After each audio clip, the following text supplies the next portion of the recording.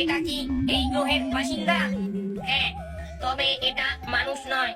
এগুলো নাকি আগে মানুষ ছিল, এখন নাকি মরে ভূত হয়েছে। বাহ, এটা তো দারুণ ব্যাপার। আমরা একটা মানুষ খুঁজতে এসে ভূত পেয়ে গেলাম। এটাকে নিয়েই তাহলে আমরা ফিরে যাই। না না, আমাকে ছেড়ে দাও। আমি কোথাও যাব না। আমি এই পাঁচকোটার জঙ্গলে পা ঝুলিয়ে বসে থাকবো। এটা এখানেই বাঁধা থাক। এটাকে নিয়ে পরীক্ষা নিরীক্ষা করে দেখা যাবে কদিন। হ্যাঁ হ্যাঁ, ঠিক আছে। এদিকে বাইরে ভূতেদের মিটিং বসে। আজ আমাদের সামনে দিয়ে কর্তা মশাইকে নিয়ে গেল। এ আমাদের অপমান। আজ উনাকে ধরেছে, কাল যদি আমাদের ধরে, আমরা কোথায় খেলবো? আমাদের খেলার মাঠগুলো দুষ্টু লোক নিয়ে নিয়েছে।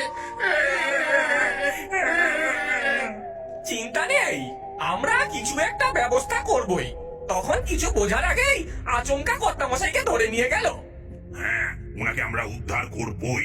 ভূতেদের মান সম্মানের ব্যাপার এটা, নইলে মানুষগুলো আর আমাদের ভয় পাবে ভেবেছো? ঠিক ঠিক, এই এলিয়েনগুলোকে উচিত শিক্ষা দেওয়া দরকার। আর দেখো না, বাছারা কেমন কেঁদে চলেছে। মামদো আর স্কন্ধকাটা স্পেসশিপের কাছাকাছি ঘুরঘুর করছিল।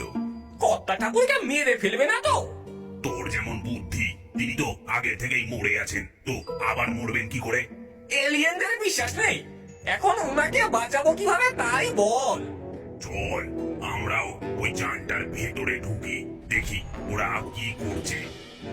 ওরা স্পেসশিপ ভেদ করে হাওয়ার মতো ভেতরে ঢুকে পড়ে এবং পা টিপে টিপে ভেতরে এগিয়ে যায়।